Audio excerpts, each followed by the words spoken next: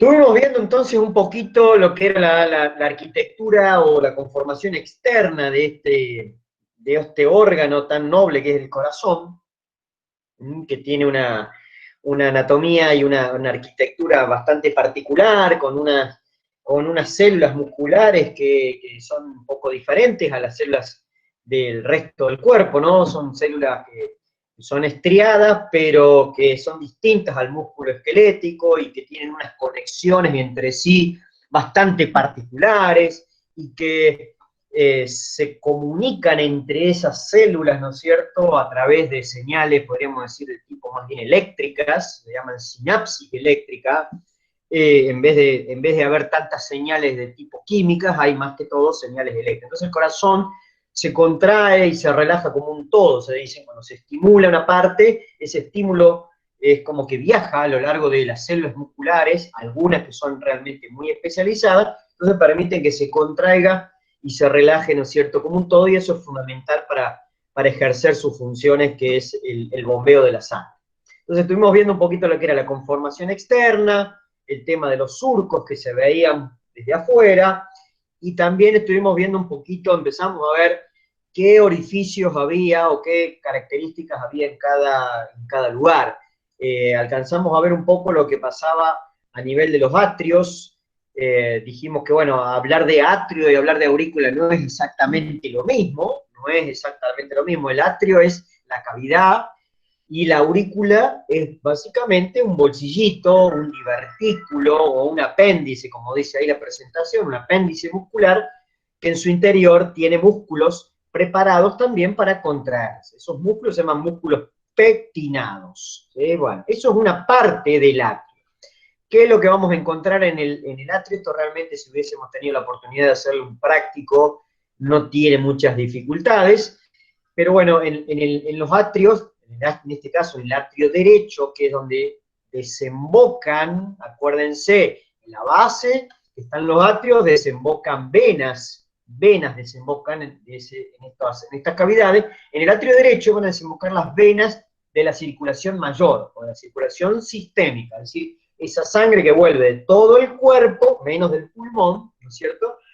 Vuelve de todo el cuerpo, y es sangre que ya fue utilizada, sangre que tiene desechos, sangre que necesita eliminar esos desechos de dióxido de carbono y cargarse nuevamente, o renovarse si se quiere, con oxígeno. Entonces, vamos a tener que en el atrio derecho desemboca la vena cava craneal, que trae sangre de la cabeza, ¿no es cierto?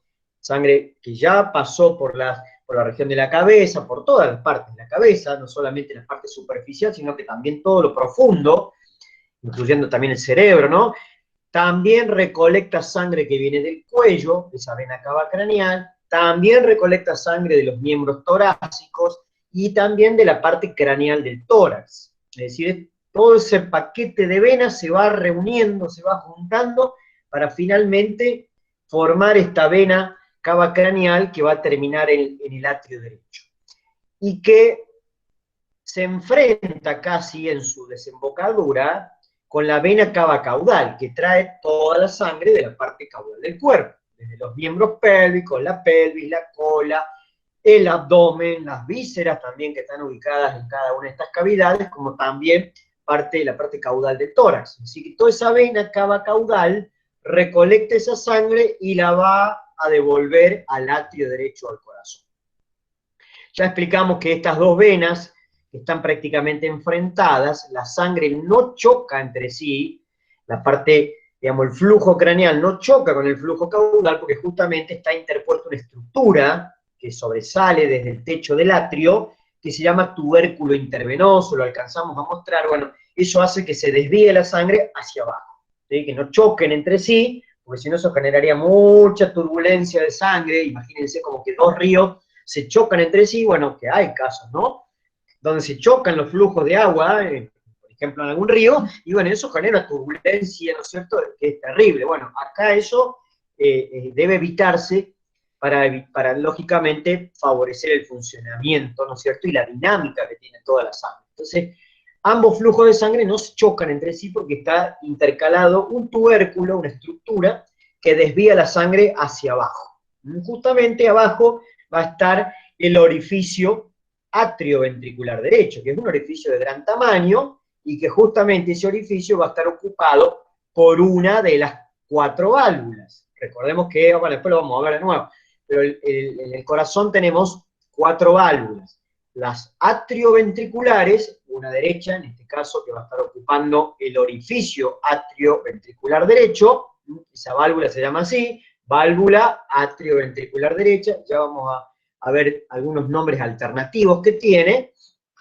Entonces la sangre se va a orientar, se va a dirigir hacia abajo, hacia ventral, para pasar por ese orificio donde está ubicada la válvula, ¿no? Entonces pasa sin problema, la válvula queda abierta por el mismo empuje que hace la sangre, abre esa válvula sin dificultad y la sangre baja y llena el ventrículo derecho que está a ventral. Y además hay otro orificio en el atrio derecho, que esto también alcanzamos a explicarlo, que se llama el seno coronario. Eso es un orificio ubicado en la pared del atrio derecho y que permite que desemboque una vena propia del corazón, que se llama gran vena cardíaca, además de que hay otras más, pero es la principal vena de retorno de sangre digamos, de lo que el propio corazón utilizó para poder funcionar. Ya dijimos que dependiendo la especie, dependiendo la raza, bueno, por ejemplo, en el humano creo que es mucho menor, pero en muchos animales es casi un 20% de lo que bombea el corazón, él se lo queda para poder funcionar. Bueno, dependiendo de la especie y de la raza, puede haber una diferencia ahí en porcentaje, pero una parte de lo que él bombea, de esa sangre que bombea, la sangre oxigenada que bombea, se la queda para poder funcionar, para que sus células se mantengan vivas y se puedan contraer y relajar permanentemente. Entonces, esa sangre utilizada, digamos que ya utilizó el corazón, retorna al atrio derecho por una vena, que se llama gran vena cardíaca, retorna al seno coronario. El seno coronario está en el atrio derecho. Bien, a nivel ahora vamos a ver algunas imágenes, a nivel del atrio izquierdo, es un poco más simple la cosa porque solamente van a haber aberturas, orificios que son la desembocadura de las venas pulmonares, ¿sí? La sangre, ¿sí? La sangre va hacia los pulmones, se oxigena, va por arteria a los pulmones, se oxigena, se elimina el dióxido de carbono, vuelve esa sangre hacia el corazón mediante venas, ¿sí? Por eso dábamos el concepto de que tenemos que pensar que hay algunas excepciones respecto a que hay algunas arterias que transportan sangre con dióxido de carbono, como por ejemplo la arteria pulmonar, y otras venas que transportan sangre con oxígeno. No tener el concepto ese ya grabado a fuego, que las arterias solamente transportan sangre con oxígeno, las venas transportan sangre con dióxido de carbono. A nivel de lo que es la circulación menor, entre corazón y pulmón, ahí está invertido.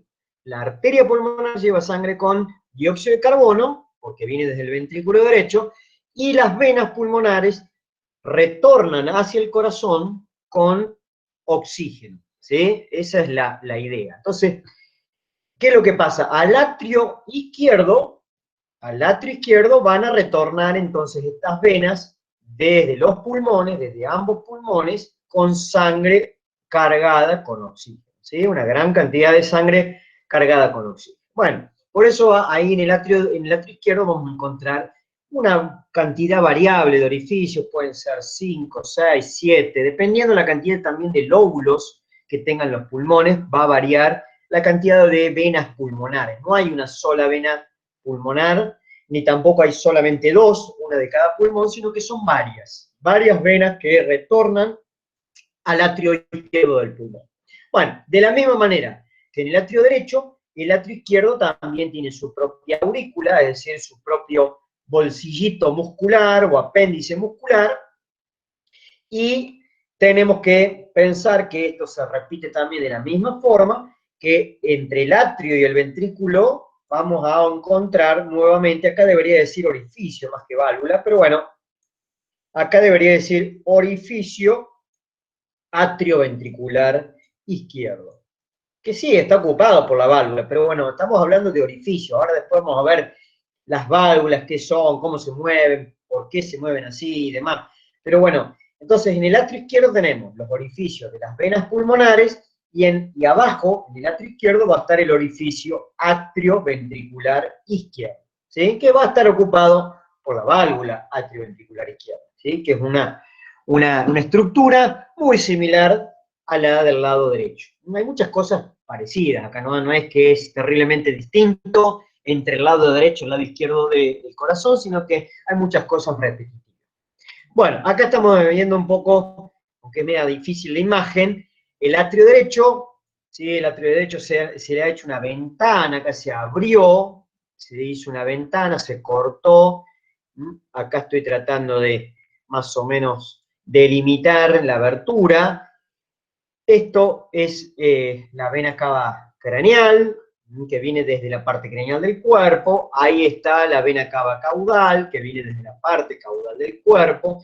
Esto que marcamos y explicamos en la clase pasada era el tubérculo intervenoso, que evita que la sangre choque, la que viene por acá y la que viene por acá, no se chocan entre sí, entonces se desvían por esta estructura hacia abajo.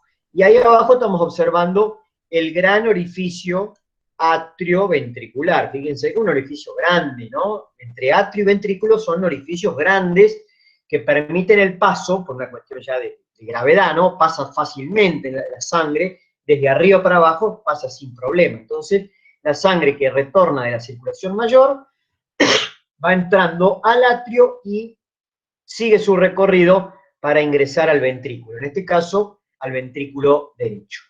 Bueno, ahí se alcanza a ver también con el número 7 el seno coronario, ese orificio que va a permitir que la sangre usada por el corazón, por el propio corazón, el metabolismo que tiene tan alto este órgano, bueno, que esa sangre vuelva también al atrio derecho, porque es sangre ya utilizada, sangre con desechos y que deben nuevamente pasar por los pulmones para oxigenarse.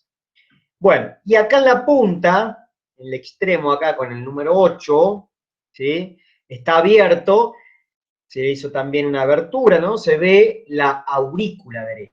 La aurícula derecha, ese apéndice o ese bolsillito que tiene cierta similitud con lo que fuese una oreja, de ahí viene el nombre, tiene en su interior músculos pectinados, que están marcados con el número 9, están todos entrelazados. Bueno, hay otras imágenes mejores para ver esto, pero no es que todo el atrio tiene músculos pectinados, solamente los músculos están ubicados en el interior de la aurícula, ¿sí? Tanto de la izquierda, en este caso la derecha, como también en la izquierda. Solamente en ese lugar, no hay músculo en todo el atrio, no hay músculo en todo el atrio. Bien, los atrios tienen paredes realmente muy finitas porque también se distienden con la sangre, lo mismo pasa con las venas. Las venas, si ustedes tuvieran la oportunidad de verla, sobre todo las venas cava caudal y la craneal, son realmente de paredes muy finas que se colapsan, se aplastan fácilmente, como también se dilatan fácilmente, y eso permite tener cierta, ¿no es cierto?, esa posibilidad de captar un volumen importante de sangre, ¿no? De captar un volumen importante de sangre. Bien, ¿qué es lo que pasa con los ventrículos? Vamos a ver ventrículo derecho y ventrículo izquierdo, que también tienen muchas similitudes, más allá que hay algunas diferencias entre ellos. El ventrículo derecho, acá hay un corte transversal del corazón, ¿sí? Se lo cortó un poquito más abajo de la base, ¿sí? Se lo cortó transversalmente, digamos, más o menos entre atrios y ventrículo, un poco más abajo para que sea más significativo el esquema. Entonces acá estamos viendo, esto es el ventrículo derecho, la pared del ventrículo derecho, y acá está el ventrículo izquierdo.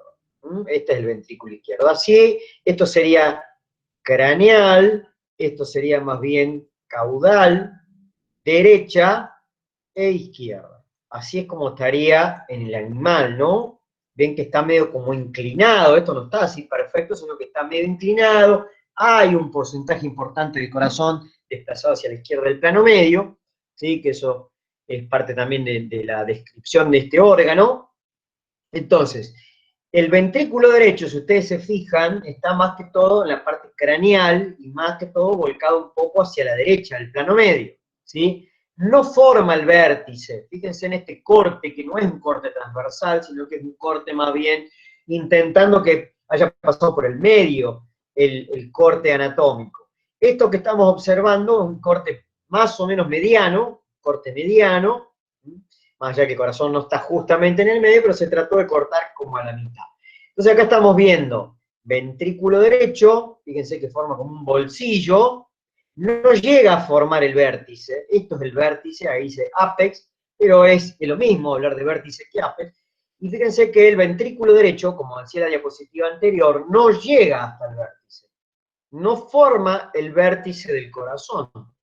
El vértice del corazón, la punta del corazón, lo forma con exclusividad el ventrículo izquierdo, ¿sí? Que es este.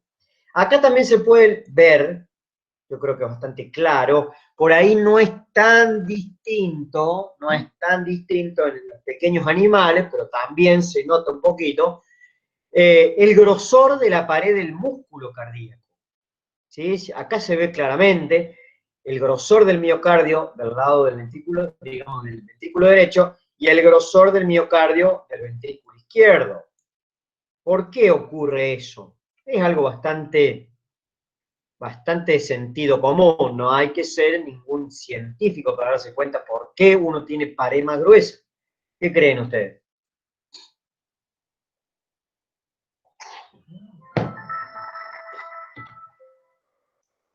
Hola, hola. Porque pasará más sangre. Más que pasar sangre, ¿qué es lo que hace uno y qué es lo que hace otro? Pensemos en la circulación. Profe, Más allá porque tiene que contraerse los dos más. bombean sangre, ¿no? Los dos se contraen y se relajan para bombear sangre. Pero ¿qué es lo que pasa? ¿Qué es lo que sale desde el ventrículo derecho y qué es lo que sale del ventrículo izquierdo? ¿Qué pasará? ¿Por qué uno tiene más pared muscular que el otro? ¿Por qué hay uno que Profe, tiene... Sí, desde la izquierda sale la sangre oxigenada, entonces tiene que ir hacia todo el cuerpo, digamos, por eso hace más fuerza, por así decirlo. exactamente. Sí, porque esta cámara cardíaca, el del lado izquierdo, tiene que bombear la sangre, más allá que las arterias también le van a ayudar, ¿no? No es que solamente el corazón se encarga de todo, pero de todas maneras, para que esa sangre salga del corazón y se vaya para todo lado del cuerpo, necesita hacer una fuerza importante, ¿no? Y por eso es que tiene un músculo cardíaco, un miocardio más grueso que del otro lado. El otro lado la tiene un poco más fácil porque tiene que mandar la sangre a los pulmones nada más. Los pulmones están pegaditos al corazón, entonces con que haga un poco de fuerza, la sangre va a llegar sin problema, en condiciones normales, ¿no? Después van a ver que hay un montón de problemas que pueden haber, pero en condiciones normales, si el ventrículo derecho hace un poco de fuerza, esa sangre la va a enviar sin dificultad hacia los pulmones. Ahora, el ventrículo izquierdo, que tiene que bombear esa sangre a un circuito realmente muy extenso, que el circuito mayor, ya dijimos que la cantidad de kilómetros estimativo que tiene, por ejemplo, en el humano, que son muchos, muchos kilómetros de longitud, que la sangre tiene que pasar por todos esos lados, bueno, necesita hacer más fuerza. Y por eso es que tiene un músculo preparado para eso. Y mientras más, podríamos decir, ejercicio y demás, digamos, esfuerzo haga ese corazón, también va, digamos, a aumentar de tamaño ese miocardio, ¿no? En condiciones normales. Después ya van a ver que hay un montón de cuestiones que pueden llevar a dilataciones cardíacas, de, bueno, problemas, ¿no es cierto?, vinculados a estas cuestiones, ¿no? Pero la respuesta es bastante simple. La respuesta es porque el ventrículo izquierdo tiene que mandar la sangre al circuito mayor o la circulación sistémica, y por eso que está preparado, tiene un músculo miocardio mucho más grueso, por lo menos se ve claramente en esta imagen. En los pequeños animales tal vez no sea tanta la diferencia, pero hay un grosor mayor, y bueno, eso explica la fuerza que tiene que hacer uno comparado con la fuerza que tiene que hacer el otro. El volumen que que reciben cada uno, a pesar de que acá pareciera que este tiene mayor capacidad que el otro, parece eso, ¿no? Uno ve acá que es puro músculo y que la cavidad del ventrículo es muy chiquita, y acá no, es menos músculo, pero la cavidad es grande. Esto realmente no ocurre de esa manera. Se han hecho estudios, numerosos estudios, y la diferencia que hay en la capacidad de recibir sangre, ambos ventrículos, es prácticamente muy pequeña. No sé si llega al 0,1%, casi no hay diferencia en la capacidad, en volumen que puede recibir ambos ventrículos. Lo que sí es importante que reconozcamos esa cuestión.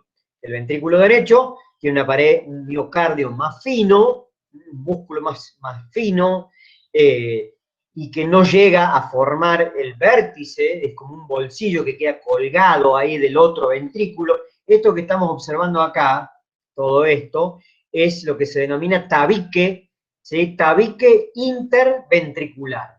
Es como que se juntan los músculos, el miocardio del ventrículo derecho y del izquierdo, y forman un tabique que no permite comunicaciones, ¿no es cierto? En condiciones normales no hay comunicaciones entre el ventrículo derecho y el ventrículo izquierdo. Si hay alguna alteración, algún defecto, eso generalmente es un problema, digamos, del desarrollo del corazón, entonces no se termina de formar bien ese tabique y puede haber una comunicación interventricular, que es bastante complicado, ¿no? De resolver, sobre todo en medicina veterinaria.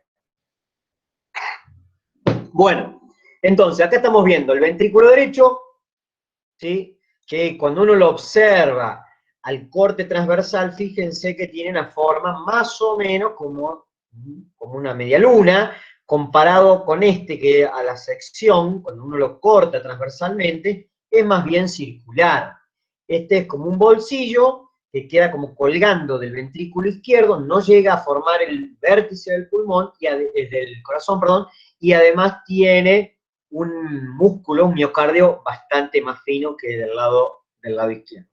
Bueno, ya sabemos que está comunicado con el atrio que está por encima, hay un orificio bastante importante que es el orificio atrioventricular derecho, y que justamente en ese lugar, en ese orificio, va a estar la válvula atrioventricular derecha. Muchas veces la ponemos así con esas sílabas, ¿no es cierto? AVD significa atrioventricular derecha, también denominada tricúspide. ¿Por qué se llama tricúspide? Porque tiene tres, por eso el nombre, ¿no? Tiene tres partecitas, o tres hojuelas, o tres valvas, como quieran llamarlo, es básicamente lo mismo, cúspide, valva, es lo mismo. Entonces, bueno, ahí tenemos las tres partes que forman esta válvula atrioventricular.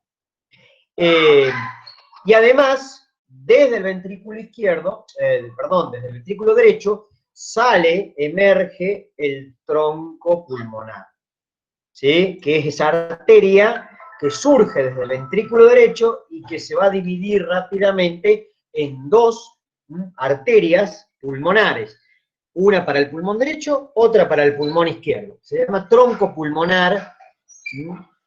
Acá se ve prácticamente nada por este corte, a ver si tenemos acá. No, el corte no me favorece para nada. Bueno, no se ve bien, porque solamente se ve la aorta. Bueno, el corte debería ser, a ver si hay alguna otra imagen. Esta, ahí está. Ahí está el tronco pulmonar. ¿Ven? Esto que está pintado de color, ¿sí? De color azulado, está surgiendo desde el ventrículo derecho, ahí, bueno, desde ahí empieza esta arteria denominada tronco pulmonar. Esa arteria se ramifica en dos arterias pulmonares. Una que se mete en el pulmón derecho, otra se mete en el pulmón izquierdo. Y ahí se empieza a ramificar esa arteria pulmonar, se ramifica, hasta llegar a capilares pulmonares, ¿sí? Para que justamente esos capilares, al estar en estrecho contacto con los alvéolos, permitan el paso por diferencia de concentración y difusión de los gases, del oxígeno y del dióxido de carbono entre el aire y el glóbulo rojo. Entonces, desde el ventrículo derecho surge el tronco pulmonar, ¿sí? El tronco pulmonar. Después vamos a ver una una presentación animada, que no sé, creo que se las compartí en el Classroom, estoy casi seguro, de un colega, un docente, un anatomista también muy renombrado, que trabaja en Chile, y que tiene una página que ustedes pueden también visitar, que se llama globalanato.cl, de la Universidad de Santo Tomás, y bueno, y tiene muchísimas presentaciones de anatomía de distintas especies, de distintos aparatos y sistemas, bueno, y ahí tiene una presentación interesante del planteo para poder entender cómo es esta cuestión de los circuitos, de cómo va la sangre, de cómo vuelve, cómo se abre, de cómo se cierran las válvulas y demás, que ahora vamos a ver si nos queda un ratito de tiempo, lo vamos a tratar de mostrar y explicar. Bueno, entonces, válvula tricúspide del lado derecho, que estaría ocupando justamente este gran orificio. Ahí está la válvula atrioventricular derecha, también llamada tricúspide, que en algunos animales, por ejemplo en los carnívoros, principalmente en el perro, no suele tener 3 cúspides, o a veces, o es inconstante, a veces tiene solamente 2, y puede aparecer una tercera, entonces es medio confuso hablar de tricúspide en un perro. Por eso se denomina directamente atrioventricular derecha. En un bovino o en un caballo o en otra especie no hay problema con decir tricúspide, porque sí realmente tiene 3 partecitas, pero en los perros, y sobre todo pasa también en algunas razas, por ahí solamente tienen 2. No cambia tampoco la fisiología cardíaca ni nada, simplemente son algunas diferencias que pueden aparecer en algunas especies. Bueno, ¿y qué es lo que ocurre? En el comienzo del tronco pulmonar, en el comienzo de esa arteria que va a llevar sangre con dióxido de carbono hacia los pulmones para que vuelva, fíjense en este esquema, es un esquema sacado de un libro de anatomía humana, no me marca ahora, bueno, ahí va.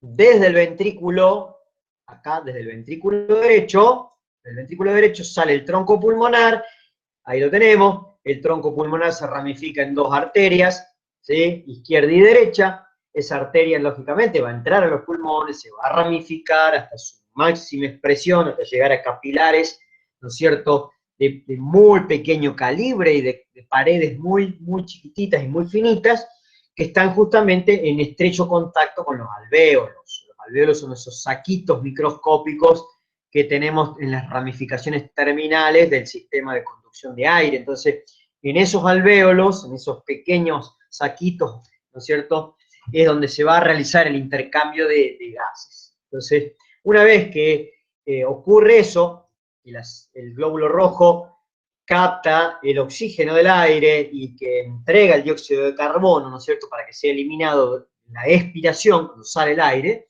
esa sangre oxigenada vuelve nuevamente, ¿sí? Vuelve, ¿no es cierto?, hacia el corazón por venas, que son las que van a desembocar, como ya dijimos, en el atrio izquierdo, ¿no? En el atrio izquierdo. Entonces, justamente en el comienzo del tronco pulmonar, donde comienza esa arteria que sale, el comienzo nace desde el ventrículo derecho, hay una válvula también, ¿sí? Hay una válvula denominada de esa manera, válvula semilunar pulmonar, o válvula pulmonar, muchas veces le dicen, pero bueno, ese es el nombre completo, ¿no? Semilunar porque cada partecita que tiene la válvula, esas hojitas que tiene la válvula, que no son ni más ni menos que pliegues del endocardio, y que también se suma parte del endotelio de la arteria, ¿no?, que son las capas, en definitiva, esas partecitas que tiene la válvula, tiene forma de, no sé, tiene forma de media luna, tiene forma de media luna. Acá en este esquema estamos viendo, no se ve la válvula semilunar pulmonar, sí se ve la de la aorta, pero no la de la pulmonar, ahí se ve la válvula semilunar aórtica, que es muy parecida en definitiva, no hay grandes diferencias, pero acá en el interior del ventrículo derecho, se alcanza a ver, más allá que se rompe, ¿no?, cuando uno hace un corte, se alcanzan a ver algunas de las hojitas o cúspides que forman la válvula tricúspide. esa válvula ubicada entre atrio, acá está el atrio cortado, el atrio derecho, la sangre pasa por ahí, llena el ventrículo derecho, y esa sangre que está en el interior del ventrículo derecho, después va a tener que salir por el orificio donde está el tronco pulmonar, y ahí hay una válvula que es la válvula semilunar pulmonar. Eso fue cuando veamos esta cuestión animada que les quiero mostrar, que la tienen cargado en el Classroom ya. Es bastante dinámico y creo que se termina de entender mejor porque está animado para explicarlo mejor. Bueno, ahí fíjense que tenemos un pedacito de la válvula tricúspide, donde tenemos esas tres hojitas, cada una tiene su nombre, y una característica que tienen las válvulas atrioventriculares, tanto la izquierda como la derecha, las dos, el lado izquierdo y el lado derecho, es que tienen una conexión con el interior de los ventrículos, tanto del lado derecho como del lado izquierdo. Fíjense que acá se ve bien. Eso que aparece ahí son unos cordones de tejido fibroso, denominados cuerdas tendíneas o cuerdas tendinosas, que están presentes solamente en las válvulas atrioventriculares. Las válvulas atrioventriculares tienen cuerdas tendinosas que las terminan conectando con el interior de los ventrículos. Hay unos músculos ahí, ya vamos a ver otras imágenes, hay unos musculitos que sobresalen en el interior de los ventrículos, tanto el izquierdo como el derecho, que se llaman músculos papilares, y esos músculos papilares están, de alguna manera, recibiendo o conectando, si se quiere, con las cuerdas tendinosas, las válvulas atrioventriculares. Eso tiene que ver, y es importante desde el punto de vista de la dinámica de cómo se mueven estas válvulas para tratar de hacer un cierre hermético y que la sangre no se vaya para cualquier lado, sino que se vaya para donde tiene que ir. Entonces acá tenemos, por ejemplo, del otro lado, esto sería el lado izquierdo, pero bueno, ya lo vamos a repetir de nuevo. Ahí tenemos un pedacito, una de las partes de la válvula atrioventricular izquierda en este caso, ¿sí? Ahí se ve claramente, esto es ventrículo izquierdo, la pared del ventrículo izquierdo, ¿ven? Bien grueso, el tabique que hay entre los dos ventrículos, y ahí se ve un pedacito de la válvula atrioventricular izquierda, que suele llamarse bicúspide. En vez de tener tres, como la del lado derecho, tiene solamente dos. Por eso se llama bicúspide. Tienes solamente dos de esas hojuelas o valvas o cúspides, que es lo mismo. Entonces, fíjense que ahí se ve de nuevo cómo desde el borde libre de esas membranitas surgen esas cuerdas tendinosas, esos cordoncitos fibrosos, y que quedan anclados a los músculos papilares, que se ven poquito acá, pero ya vamos a ver alguna imagen. Miren, eso es muy representativo. Miren, ahí está lo que quería mostrar. Esto está sacado también de un libro de anatomía humana. Nosotros también tenemos lo mismo en nuestro corazón. Ahí está una de las cúspides de la válvula atrioventricular derecha, que también se llama tricúspide en nuestra anatomía. Tenemos tres de esas hojitas en la válvula atrioventricular derecha, y fíjense cómo quedan agarradas esas pequeñas membranitas de endocardio. Sí, pero después te abro, no puedo. Quedan agarradas con estos músculos que sobresalen del interior de los ventrículos, tanto el derecho como el izquierdo tienen exactamente lo mismo. Esas elevaciones musculares se denominan músculos papilares, ¿sí? Y hay que distinguir músculos papilares que están en los ventrículos de músculos pectinados que están en el interior de las aurículas, ¿sí? Que tienen otra conformación, que tienen, ¿no es cierto?, otro tipo de funciones. Estos músculos también tienen la posibilidad de contraerse y sirven principalmente para generar una restricción, si se quiere, como un freno mecánico a el cierre de las válvulas. Las válvulas se van a cerrar hasta cierto punto, y cuando se cierran de manera, digamos, completa, esos músculos lo que hacen es evitar que la válvula se abra hacia el interior de los atrios, por la propia fuerza de la sangre. Digamos, las válvulas, en definitiva, se cierran y se abren por el flujo de sangre, no porque tengan la posibilidad de moverse como si fuesen compuertas musculares,